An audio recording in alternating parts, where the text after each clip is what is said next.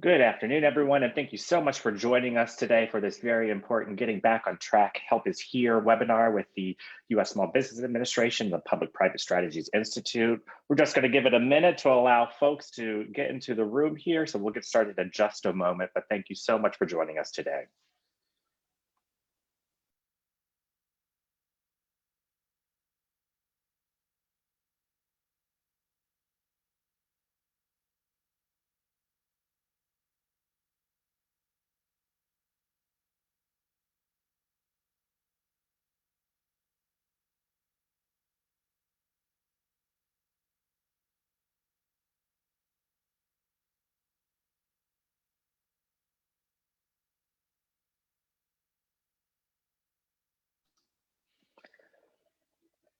Good afternoon, everyone, and thank you so much for joining us today for this next edition of the Getting Back on Track Help is Here webinar tour with the U.S. Small Business Administration and the Public-Private Strategies Institute. We're going to go ahead and get today's program started, but before we hop in, a little bit of housekeeping here. We just want to make sure that you all please share any questions with the Q&A function that you see there at the bottom of your control panel, but also want to just emphasize that you please don't share any personal information in the chat or in the Q&A function or on the live stream. Also want to let you know that this is being recorded and will be distributed to all registrants, and it is also being live streamed on the Public-Private Strategies Facebook page and the U.S. Small Business Administration's Facebook page. Today, we're talking about the Great Plains and Pacific Northwest regions. The webinar series, we've been crisscrossing in the country, but today we are focused on the Great Plains and Pacific Northwest regions. So with that, I'm going to go ahead and flip the program over to my colleague, Rhett Buttle. Wonderful. Well, hello, good morning, and good afternoon to everyone, depending on where you're joining us from. My name is Rhett Buttle. I'm proud to serve as the president of the Public-Private Strategies Institute. We just wanted to take a moment to welcome everyone, but also thank our partners at the U.S. Small Business Administration who've been amazing allies over the last few months as we've been working now almost every week to bring one of these educational content sessions to really talk to small business owners about the educational tools and resources you need to really help build your small businesses back better. We know that COVID-19 has been challenging and maybe even in some cases devastating, but we know as small business owners, you are parts of our critical fabric of our communities, your job creators, your leaders in your communities. And we're hoping today that some of the information we're going to share are going to give you tools and tips that you need as you work to get back on your feet and build back better from here. So we are so thrilled to have you with us today. And with that, it is my pleasure now to kick it over to start the program. Thanks so much, Rhett. I'm so excited to introduce you to Dr. Jennifer Shih. Dr. Jennifer Shih advances technology commercialization through the Small Business Innovation Research Small Business Technology Transfer, SBIR, STTR programs, building partnerships and coordinating policy across the 11 participating federal agencies. She served as the Assistant Director for Entrepreneurship at the White House Office of Science and Technology Policy, where she led national efforts to improve the transfer of federally funded technologies from lab to market, advance federal agency coordination of R&D infrastructure, and champion open innovation through prizes in citizen science. Previously, she managed a small business program for the National Heart, Lung, and Blood Institute, NHLBI, and served as program director at the National Center Institute, NCI, for SBIR Development Center, and having joined NCI as AAAS Science and Technology Policy Fellow. She was involved in product and customer development at Scipeace, a precision medicine focused startup, and mobile game startup of Cyversus Interactive. Dr. Shih studied brain and cognitive studies at MIT, then earned her PhD in neurosciences at Stanford University. She is a co-author of the textbook Guide to Research of Techniques in Neuroscience. So excited to have Dr. Shih with us. Thank you, Dr. Shih. Thank you so much for this wonderful opportunity. I'm really honored to get to tell you how SBA helps entrepreneurs actually turn ideas into impact. So next slide. You know, from our fields in the Great Plains to space exploration and Mars, from keeping our bodies healthy to keeping the planet healthy, scientific research has the ability to improve all of our lives. But we can't leave that research just in the laboratory. We need entrepreneurs like you to really take that research and make sure it can make it into the marketplace so that it can reach us. And to make sure that we have the most innovative ideas, we need to have all Americans, regardless of gender or race or zip code, be able to engage. So you can see a whole bunch of different topics here. And the next slide, you know, what is America's Seed Fund? You heard there are a lot of letters and acronyms in the federal government. And so America's Seed Fund is how we like to refer to the Small Business Innovation Research and Small Business Technology Transfer Programs, or SBIR and STTR.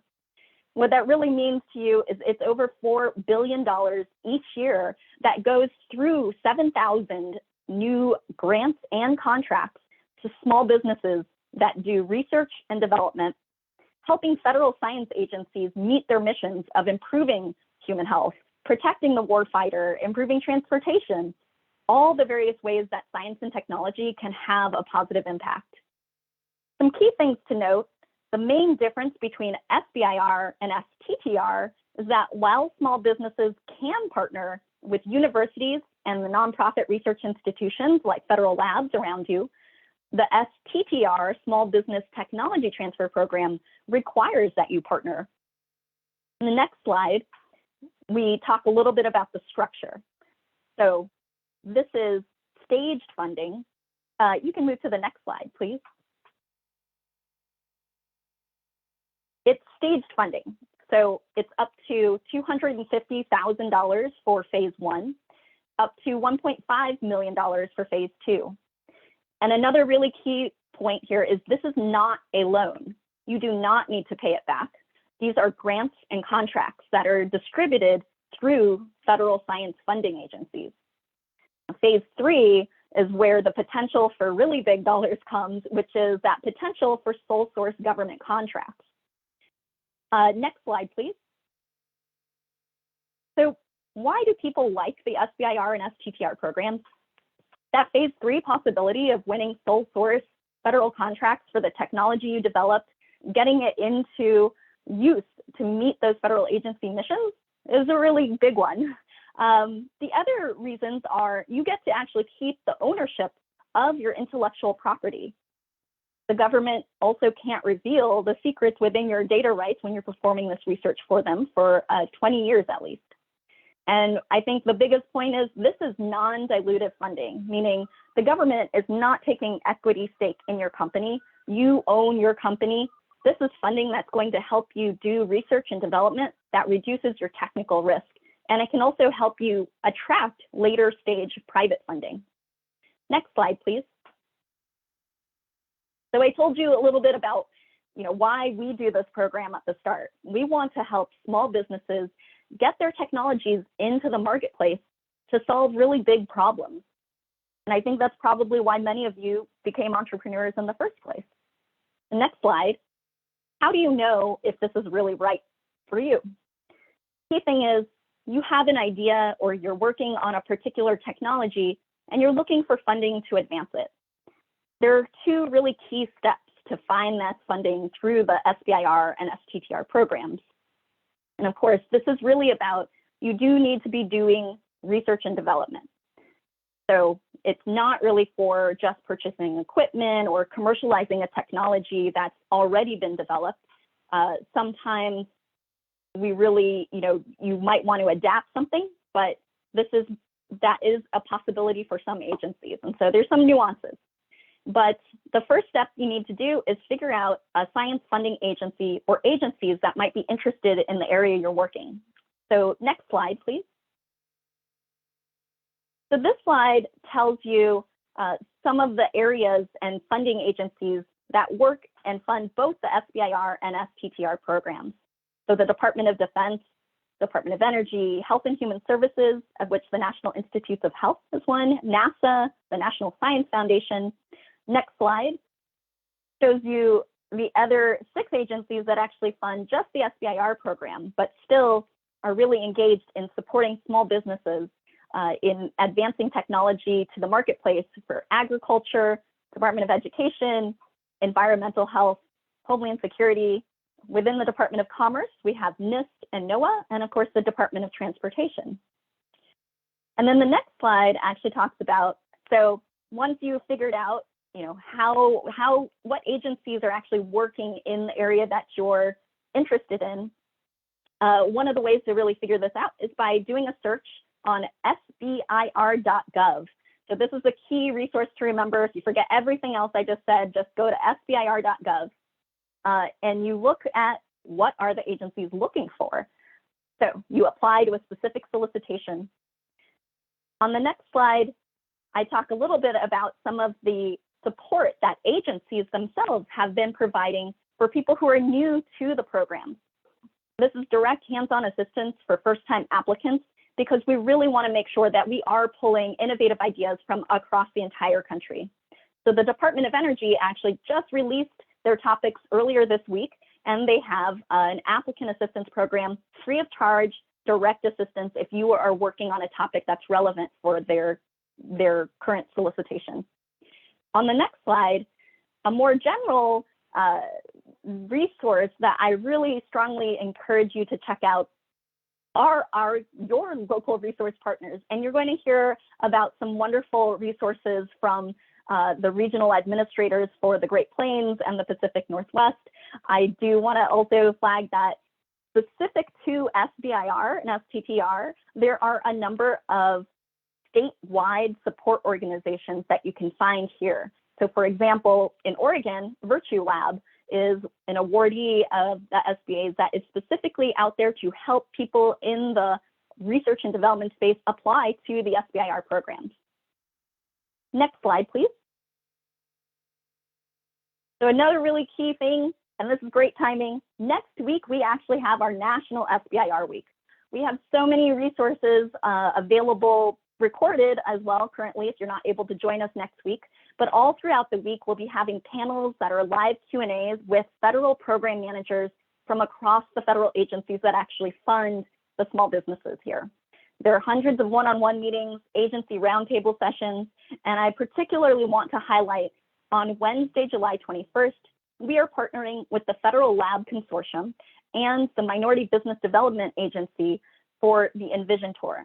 So there you're going to get to hear a lot about how you can partner specifically with the federal labs, accessing their expertise and intellectual property, how you can partner with minority serving institutions, including HBCUs, and just all sorts of different resources available for minority businesses from the MBDA. On the next slide, I just want to say, please do stay in touch with us. SBA is here to connect science funding agencies with innovators from all backgrounds and across the entire country so that we can use and turn scientific research into solutions that are going to positively improve all of our lives. So thank you. And I hope to see you next week. So I guess I will turn it now over back to Renee. Well, thank you, Dr. Shi. Really excited. So don't forget to check out SBIR, STTR for their week next week. And next slide, please. We are going to continue on our conversation today and talking about businesses who are in need of financial resources. 9 out of 10 firms were seeking some type of emergency funding to help meet their financing challenges during the pandemic.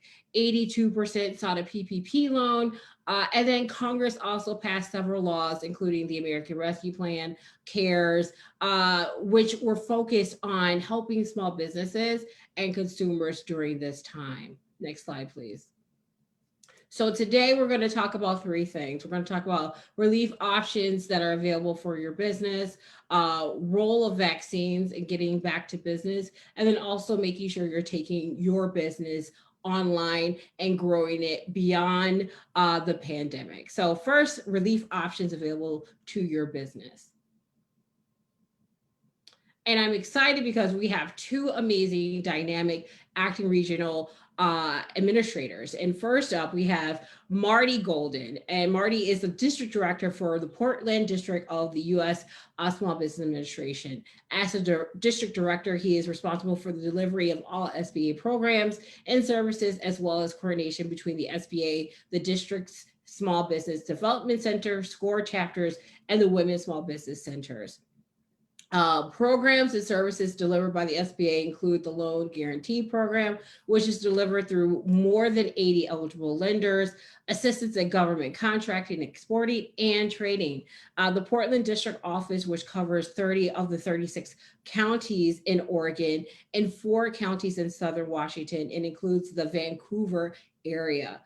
Prior to arriving in Portland in 2016, Mr. Golden spent 3 years as the district director for the Columbus, Ohio district. And now I'm also excited because we have Mr. Leon Milobar, who is the district director for the Nebraska District Office of the U.S. Small Business Administration. His primary duties include the SBA's Guarantee Program as well, small business technical assistance, and government contracting assistance. Mr. Milobar joined the U.S. Small Business Administration in 2005 as the district director in Portland, Oregon. So he had some West Coast ties too, right? In April of 2007, Mr. Milobar was assigned to the Nebraska District Office, and prior to joining the agency, Leon was the Associate State Director at the Nebraska Business Development Center at the University of Nebraska at Omaha. He was responsible for the management and technical assistance provided to the new and existing businesses throughout the 9 service centers located in Nebraska. In addition, Leon was responsible for managing the NBDC's consulting services provided as part of Nebraska's Industrial Competitiveness Service and Procurement Technical Assistance Center. So excited to welcome both of them today. So I'm going to turn it over to these 2 gentlemen to do some relief options for the SBA. Thanks very much, Renee. So good morning to those of you in the Pacific Northwest. Good afternoon to those of you in the Great Plains area. I do want to thank Renee and the team at Public-Private Partnerships. I want to welcome all the small businesses who are joining today, whether the Pacific Northwest, the Great Plains, or even from another part of the country. I'm really glad you could join us today. I know the last 15 months have been incredibly hard on our country's 31 million small businesses. It's not been easy for you, but as our community, states, and country reopens and recovers, I want to talk about some of the SBA programs that can help you build back better.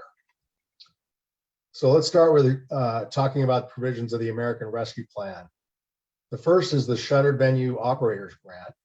This is a $16 billion grant program for businesses in the performing arts sector. Businesses can receive grants for 45% of gross earned revenue up to a maximum of $10 million. This program is still accepting applications. We're processing applications right now. We're making awards. And if you want to know more about this, you can visit sba.gov/SVOG, and you can find out more information about this. And as I mentioned, you can still apply for that. The second program is the Restaurant Revitalization Fund. This is a $28 billion program that provides money for restaurants and other eligible businesses. It's a very popular program, and so unfortunately the appropriated funding was quickly exhausted. But I want everybody to know that the SBA is still holding applications in the order from which they were received, just in case Congress appropriates more funding. So keep an eye out for that news, but keep in mind that the SBA is currently not accepting new applications. Next slide. Thank you. So you may have heard about the Paycheck Protection Program, or PPP. Millions of small businesses received either a first draw or a first and second draw PPP loan to help with payroll, and they can use that money for utilities, rent, and other expenses as well. The key benefit of this loan is that it doesn't need to be repaid if at least 60% of it is used for payroll. And then up to 40% can be used on those other eligible expenses I was mentioning. So as a small business owner, once you've finished using your PPP loan for the covered period, you can work with your lender to request forgiveness of the loan. You will submit a completed forgiveness application to your lender. and you'll use a form that will be determined by the size of your loan and what it was used for. You can view these forms online at sba.gov, but you'll want to take the lead from your lender on which form to submit and when to do that. Depending on the size of your loan, in addition to submitting your forgiveness application, you may also need to submit documentation showing how you used your loan. Again, your lender is going to guide you on this. So once your lender receives that information, they're going to review it. They'll make an initial determination about forgiveness, and then they'll send that to the SBA for review. Forgiveness has been going on for months now and is still ongoing. So if you haven't already done that, then it's something to be looking out for. All during this process, remember that your lender is the best source of information for status updates on where your loan forgiveness is at. But the SBA is also doing a lot of free webinars and training on PPP loan forgiveness. So please don't feel like you're all alone when trying to figure all this out. It's important to make sure you use your loan correctly and to complete your loan forgiveness correctly in order to maximize your loan forgiveness. Next slide.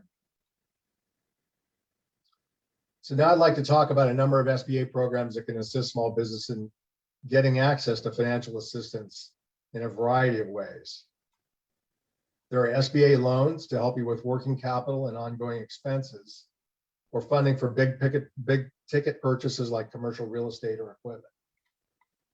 The SBA also makes investment capital available to small businesses through a network of small business investment companies, or SBICs.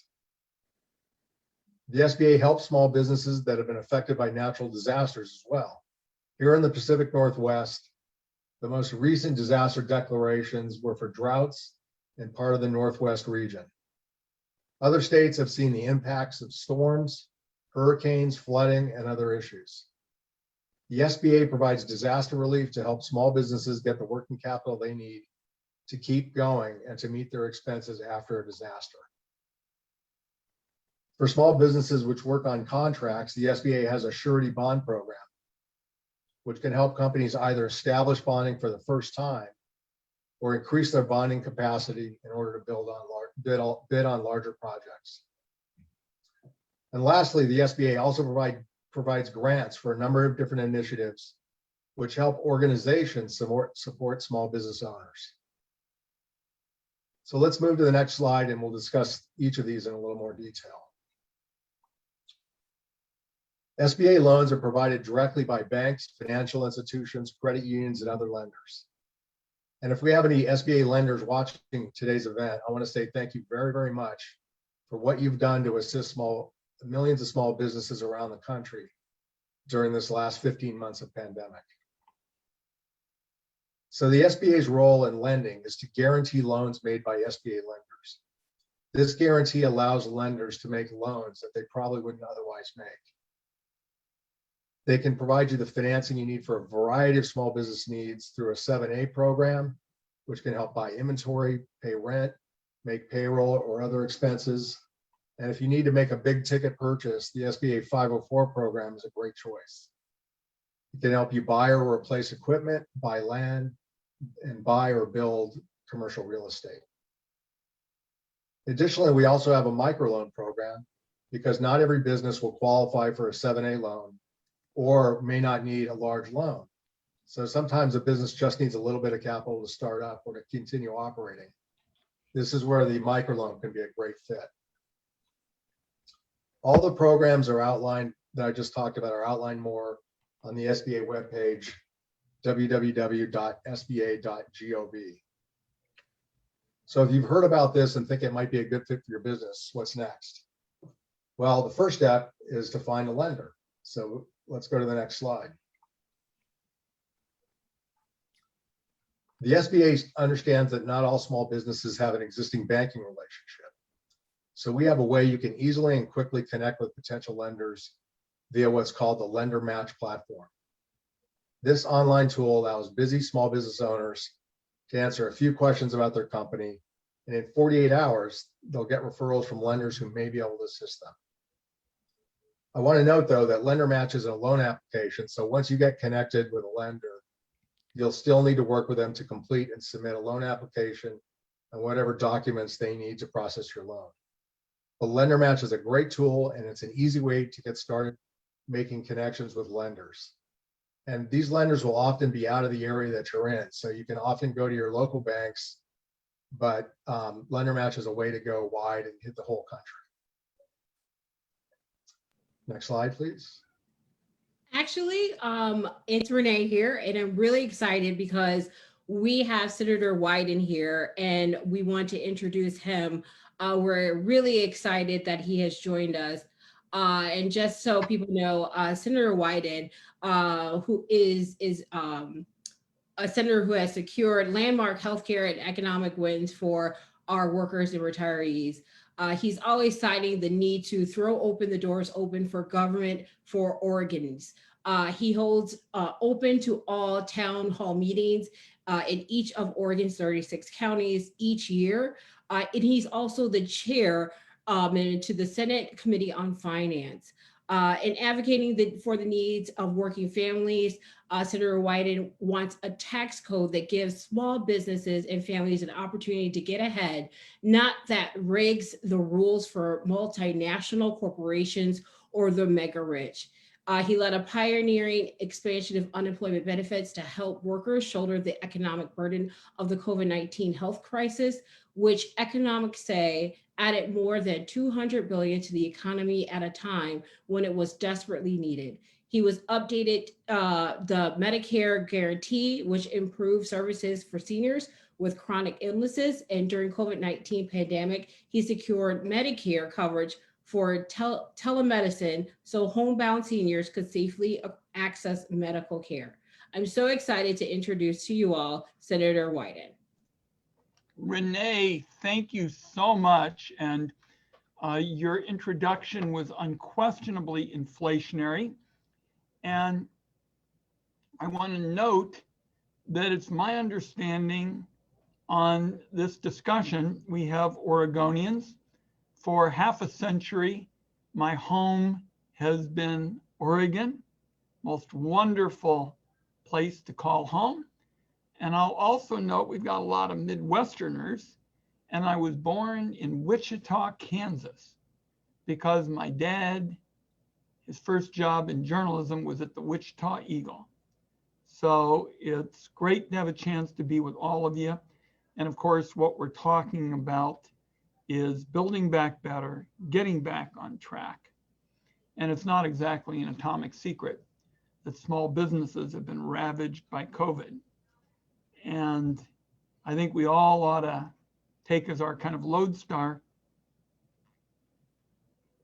for purposes of this time is that as we deal with coming out of the pandemic, small businesses cannot be considered an afterthought. Now, my state's a small business state. I mean, when you're done counting the big businesses, you can almost do it on two hands. So we are overwhelmingly a small business state. 3/4 of Oregon businesses now say they feel good about getting back on track in the next 6 months. That's a plus. Twice as many as last August. So that suggests to me that the rescue plan passed in March is beginning to help people come back from the pandemic. The plan, of course, provided some serious assistance through a number of programs.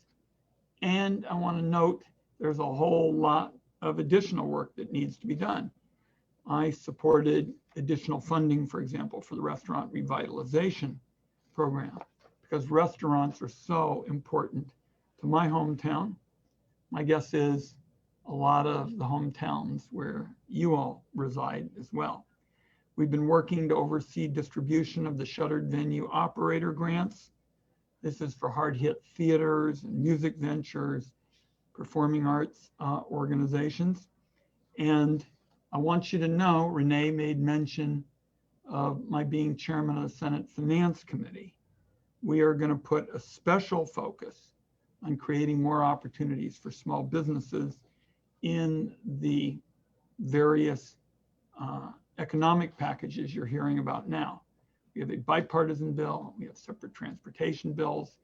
We're going to have a big bill that promotes investment opportunities in both physical infrastructure and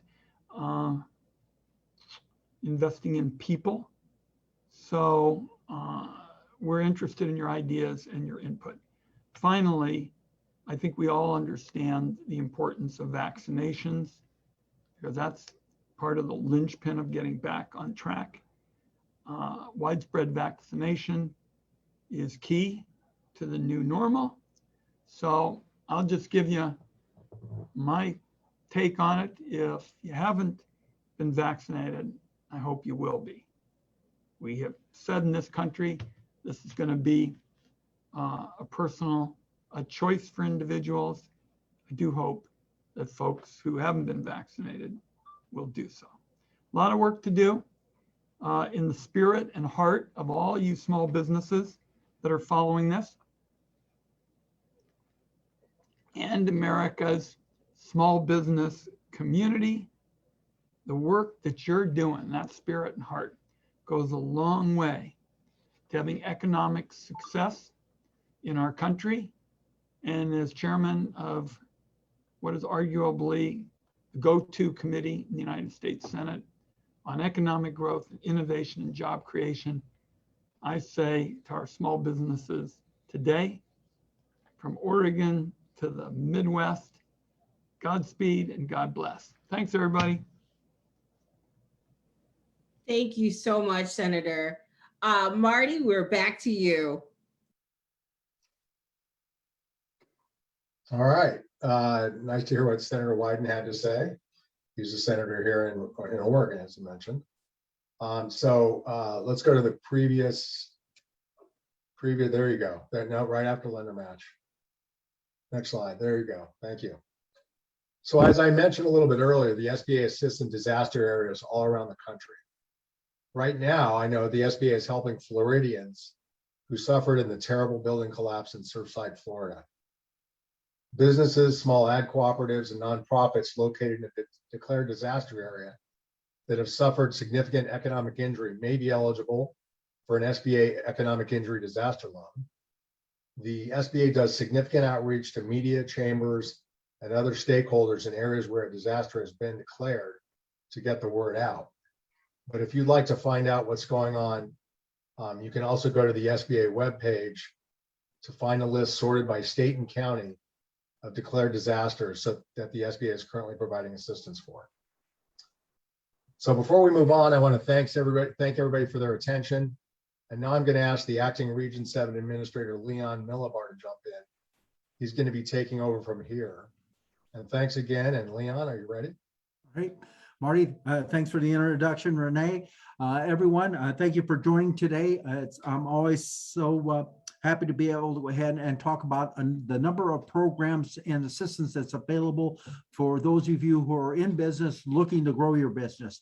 Now, on this slide, we're talking about investment capital. Not everyone is seeking funds from the traditional source, meaning traditional bank financing. Some businesses need more than what they can obtain through a traditional bank. That's where the Small Business Investment Company comes in. They are basically a venture capital company that has been licensed by the Small Business Administration. As you see in there that we use private investors, and SBA actually matches funds.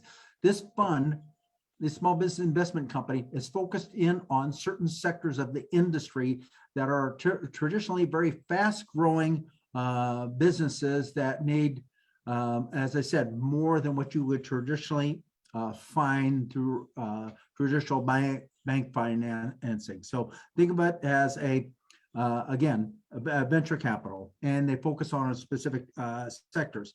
One of the things I always recommend that if you're looking for, if you have one of these companies that's fast growing and all of that, you need to go ahead and maybe look outside your state and maybe outside their region. Many of these SBICs have expertise in certain areas. There are quite a bit of advantages for these with the SBICs. They provide that management and technical assistance. They know how to grow businesses, and they're very good at mentoring. I've had some experience with them, and I very recommend, if you've got one of those companies that is fast growing, the Sbic program. And the nice thing about this, the SBA guarantees the funds. It's an investment, you know, rather than a loan. Let's go on to the next slide. If you're in an existing business, there's some time or another, you're going to go and need a surety bond. You know, a surety bond guarantees the work will be completed. If they're used mostly for public, but also in private contracts that require bonding. The SBA works with certain surety companies that will go ahead and provide small business bonds. One of the, you typically would need a bond for a variety of reasons. You could have a guaranteed bid bond for you when you're bidding on a project, a performance bond, you know, so you make sure you complete it. There's a payment bond, so your subs and your suppliers get paid. And there's traditional commercial bond that there is also. Finally, there's ancillary completion bond, which requires guarantees the completion of all requirements and it meets all specs. This works very, very well. One of the things especially works well if you understand what it takes to go ahead and get a bond. You know, first of all, one of the things that the bonding company looks at, and it's no different than what we look at when we underwrite a 7A or 504 loan, what our bank does underwriting commercial loan. They're going to look at character. They're going to look at your credit capacity, your work history. Have you had bonding before? I suggest if you are in that industry that you may need a bond, I would contact a bonding company prior to the need to make sure that you have everything that you need to go ahead and successfully obtain a bond. Next slide, please. One thing that many people don't realize, and when it comes to the global marketplace, I kid people about this, exporting. You're basically reaching new international markets. Most people we run into, especially small business owners, don't think of Mexico and Canada as an international market, when in fact they are exporting and they're doing business internationally. What this assistance program that we have here is assist you to reach these international markets and do it efficiently and effectively. This is mainly geared for existing businesses, but it also works with some startups who've had some previous, the individuals have previous international experience. What we do in the export and when it comes to export intelligence, there is information that you need to understand about the trade agreements between countries, the laws, the regulations that you're going to go ahead and have to follow, the logistics that's involved with doing business internationally. And the other thing on export intelligence is support. Not only SBA provides, there's other parts, other government agencies that provide support in helping you recognize the opportunities that are available in the export market. I will skip the step in the center one, and I'll come back to that. One of the other things you involve with exporting is how do you finance it all? How do you get that guarantee? The SBA, and there's a number of other agencies also, provide a guaranteed loan program up to 90%. If you're going to ship goods and services to other parts of the world, you're going to need you should look for a guarantee. Your local banker may not be interested, but SBA will provide a guarantee, working with your local SBA lender in doing this. Also, you don't have to be the firm, the company that's doing the exporting. If you provide goods and services and they go into a product that is exported, the SBA guaranteed loan program works very well with that. You know, I suggest if you're one of those businesses that do exporting and are involved with that, you know, contact the local SBA district office to find the resources and talk with the loan officers about this particular program. On the next slide, this is the state trade Expansion Program, also called the STEP program. One of the things 10 years ago the SBA did is decided to work with the Department of Economic Development and some of the other regional organizations regarding international trade. What this does is leverages what the state does, the various states do in terms of international trade, so we could add value to what they're doing. They're doing it well, and what we're trying to do is go ahead and reach out to more of the smaller businesses that may be interested in international trade. You could see some of the services that we will help pay for. Basically, what we're doing is subsidizing the cost. The nice thing about doing it this way, the state Department of Economic Development have an understanding of the businesses there. They also do trade missions, and they do reverse trade missions. And this works out very well for those individuals who are looking to go into it. They have also the resources to overcome some of the obstacles and that are involved with going international. Some of the benefits, I tell you with this program, if you're looking to go international and you can identify the STEP program in your state, there's a network of other individuals that already are in the export, small business and export. There's nothing like relying on them, especially in particular markets that you may be interested in, and to help guide you and probably provide some mentoring and some objective insight into issues that you go ahead and may encounter. The other thing about this program is providing training. This program has been overwhelmingly successful in the states that have decided to utilize this program the SBA puts on. And if it's successful, it's more than successful for the businesses that have utilized the program. Next slide, please. Now, if you're looking for assistance, we have a whole ecosystem of services and resources for people who are going into business. As you see here on this slide, not only for veterans, we do from if you're active duty to if you're retired, which is our Boots to Business Reboot program. There's quite a bit of assistance that's provided to our veterans. Score has been tremendously successful this last year because they've moved on to webinars, and we've seen a significant jump, and they will cover a whole variety of topics, and I'll talk a little bit about that more. They're very good for their mentoring, and if you're that basic startup and you need to talk to someone about going into business, they're ideal.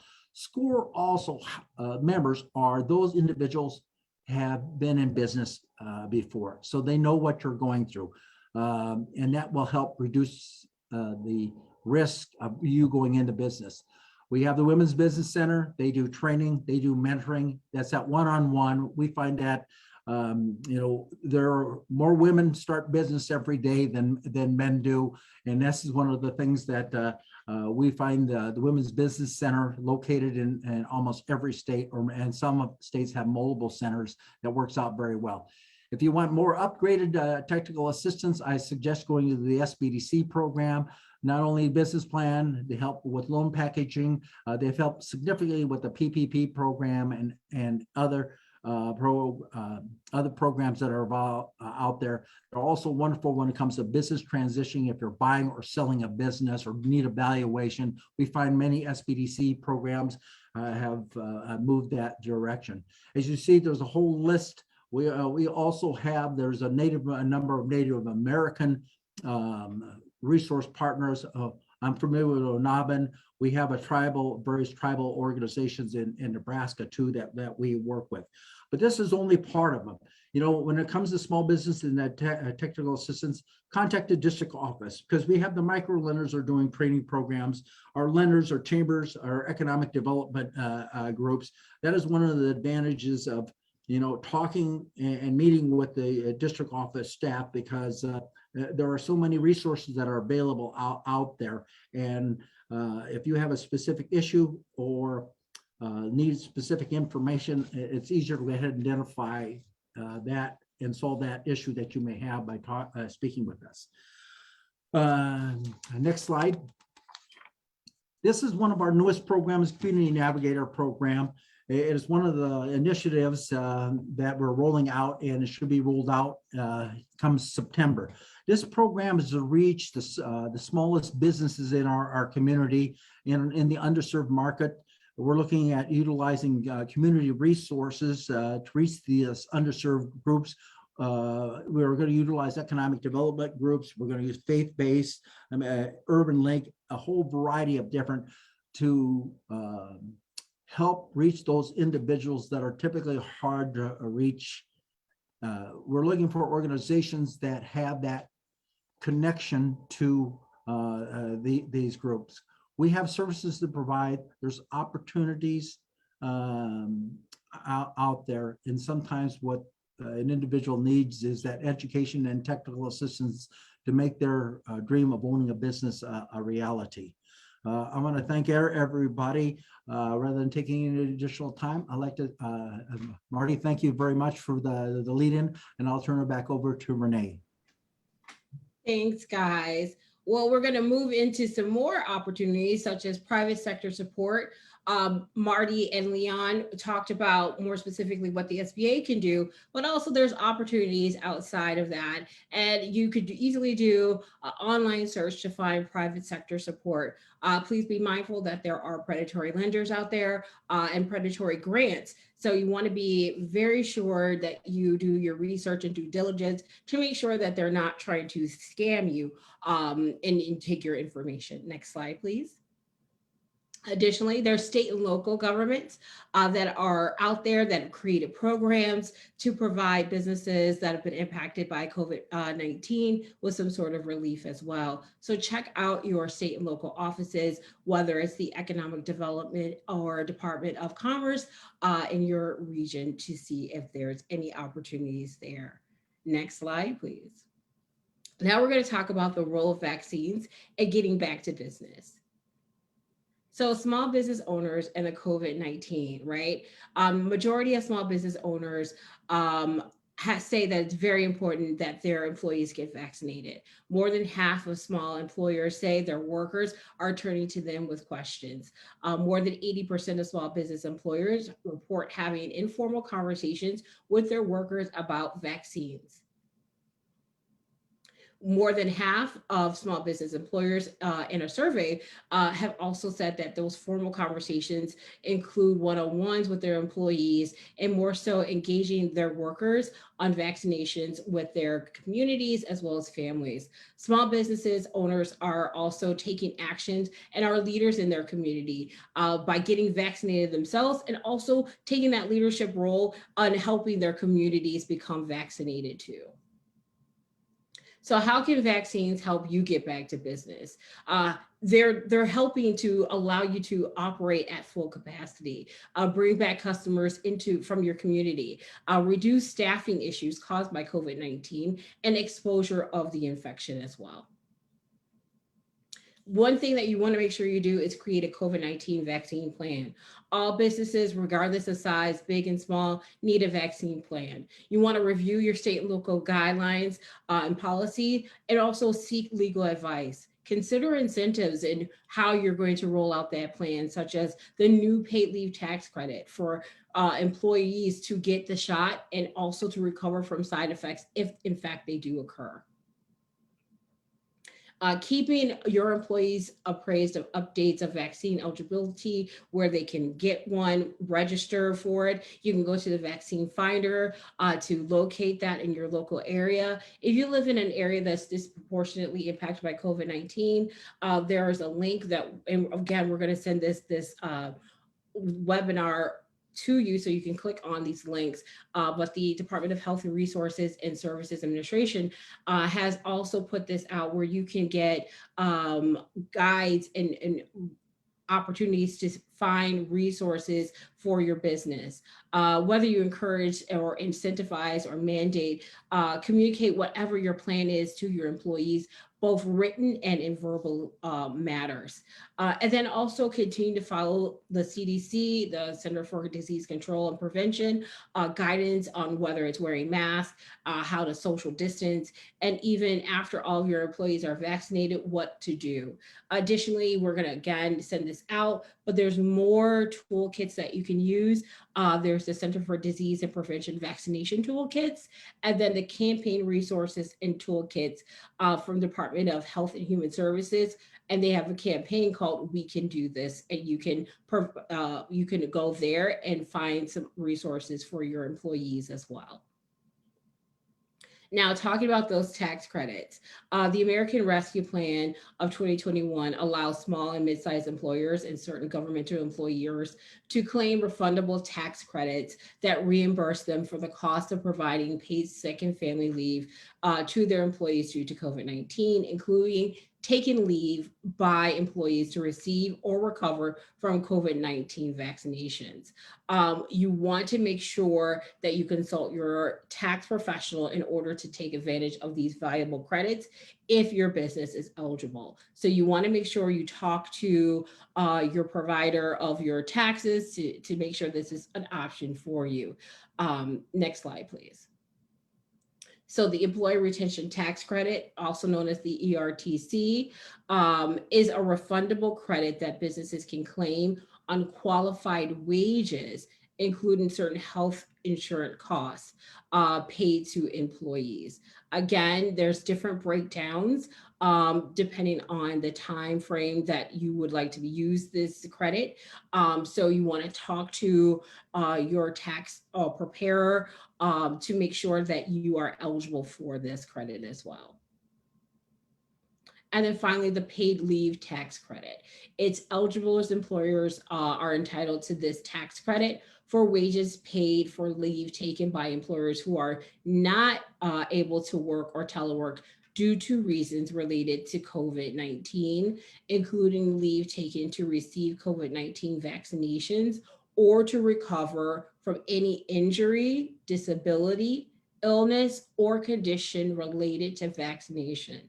These tax credits are available for paid wages for leave from April 1st, 2021 through September 30th, 2021. It's really important to understand how these tax credits are calculated. Paid leave credits under the ARP, which is the American Rescue Plan, are tax credits against the employer's share of Medicare tax. The tax credits are refundable, which means that the employer is entitled to payment of the full amount of the credits if it exceeds the employer's share of the Medicare tax. The tax credit for paid sick leave wages is equal to the sick leave wages paid for COVID-19 related reasons, but up to 2 weeks, which is 80 hours, and limited to $511 per day and $5,110 in aggregate at 110% of the employee's regular rate at pay. Again, I want to stress that you should talk to your tax professional before taking or using any of these credits. Next slide, please. And then to go further into this, please go to the irs.gov newsroom, FAQs, and employee retention credit under the CARES Act. And if actually you just type in those words, you'll be able to pull this up. I know it's a lot to remember. If you could just jot those few words down right now, but again, we are sending this out so that you're able to use this link and research this as well. And then also irs.gov newsroom employer tax credits for employee paid leave due to COVID-19. Again, I cannot stress enough, consult your tax professional in order to take advantage of these valuable credits if your business is eligible. Next slide, please. All right, and now we're finally going to talk about digital resources to sustain and grow your business beyond the pandemic. So a recent McKinsey survey found that small business owners are now 3 times more likely than before the crisis to have their customer interactions be digital in nature. The pandemic created a need and opportunity to move digital capabilities, and more businesses are now utilizing web presence for awareness, e-commerce capabilities, and then digital fulfillment where there's no touch, where it's possible. If you're assessing whether you have fully implemented digital resources, you really should consider asking yourself these questions. If you have a website, do you have ways to receive payments digitally? And can you do contactless transaction fulfillments? If you're able to do those things, you are heading in the right direction to ensure that you are moving your business digitally. Now I'm excited to bring back Marty and Leon because I would love for them to talk about their regions. So first up, let's start with Marty.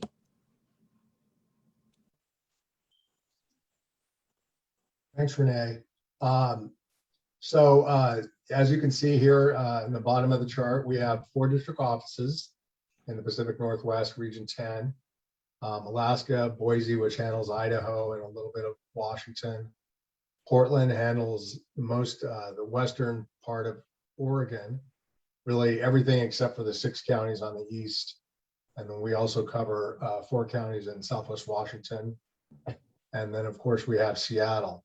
So all these places will have similar resources. When you want to contact a district office, it's best to pick one that's wherever you live. The regional office, I'm currently the acting regional administrator, is a small office and basically just quarterbacks things to the district offices. So the best place to go for that is the district offices. I do want to point out that we just spent a little bit of time talking about the employee retention tax credits. There on the next slide are going to be some webinars that are currently going on in the Pacific Northwest. I want to highlight coincidentally on the 21st, there's going to be an Eventbrite event that is going to feature the SBA and the IRS, and that's going to talk about understanding tax credits on July 22nd. So these different events here are throughout the region. And if you've got questions, you can just go to the region websites and they'll all have calendars. So Leon? Okay, thanks, Marty. I'm located in Omaha, Nebraska. The regional office is in Kansas City, along with the Kansas City district office. The programs that we have here going on in the state is, which talk about being so timely, is digital marketing, which saved a lot of businesses had digital marketing. They were able to take payments and be able to switch. Other things we're looking at is business transition. You know, those people who are looking to buy or sell their business, we're seeing a lot of that because of the demographic change that has taken place. Also franchising, we're doing programs on franchising, the traditional startup. The other thing that's very big is the personal finance. We find a lot of people who did not manage their business finance, their business credit. And so we're doing more programs in that particular area, along with exporting and some of the other traditional programs. One thing I tell you, if you cannot find a program in the state that you're located in, go on and look at each of the states, surrounding states that you're in. And as Marty provided the website, you could reach out and attend any place in the country. That is one of the nice things, that so many of the programs now are online, and we're seeing hybrids online and live. Much of what we've done with our SCORE programs, we've had a tremendous growth in them. That is one of the things that has made a big difference. So you don't have to think of just in terms of locally and live. Look online at any of the SBA district websites, their calendars. And if you still have questions, feel free to call one of the district offices and see what you could go ahead and find. So you're not limited as we were limited before when we did everything live. Questions? Renee, I'll hand it back to you. Yes, and I'm glad you said that, questions. Actually, there's a slide where I believe, Marty, you sent over some events that you have coming up in your region. Yes, that's right. We talked about that, and the events that are right there on the slide that's showing currently.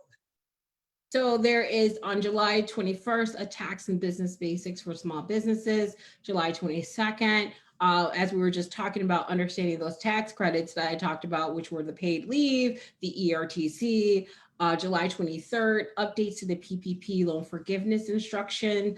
August 11th, tax and business basic for self-employed. And then August 17th, tax and business basics for small business. So if you want to attend one of those events and you're in this region, the Pacific Northwest, the links are here, but yet we are going to send this along in the email. So if you registered for this event, you'll get the email. But if you did not, how can people register and attend, Marty? Well, those are links which I assume are going to be live when they go out. And otherwise, you can search in a district office. They'll usually have calendars, which will have links to events that they're putting on. And so you can register that way. And I'd just like to emphasize what Leon said, that if you happen to be in Nebraska and you want to go to this one that's in, let's say, Idaho or Oregon, you can. It's all Eventbrite, it's all online. So it really doesn't matter where you are. Amazing. Well, guys, we are at our time today. I want to say thank you so much. We also know that Small Business Week is upon us, and the U.S. Small Business Administration will host the 2021 National Small Business Week Virtual Summit from September 13th through the 15th. So stay tuned to the sba.gov for more information as it becomes available. It is free. You do not have to pay to attend, and it is going to be all online. So it's going to be a spectacular opportunity to engage with the SBA and learn more about not only the agency, but also opportunities for your business. And then also, as the slide says, if you have an SBA related question that maybe wasn't answered here, I know I saw a lot of questions about EIDL, about PPP, about just your own personal business situation. Go here, answer desk at sba.gov. And of course, we are sending a copy of this webinar to your email if you registered. If you're watching this on Facebook Live and you did not register for this event, don't worry. Go to events at Public-Private Strategies and send us an email, and we will be happy to make sure you get a copy. Additionally, this is just one of the many webinars we are doing every Thursday at 2 p.m. And next week, we will be in another region so that you can hear again from different members of the amazing team at the SBA about services, about opportunities to get your business thriving and going. So with that said, you can go to Public-Private Strategies, Getting Back on Track, and you can register for one of our new upcoming webinars through August 5th. And with that being said, we want to thank you so much for joining us today. Thank you, Marty. Thank you, Leon, Dr. Shi, and to Senator Wyden for joining us today. Thank you all so much. Have a great week.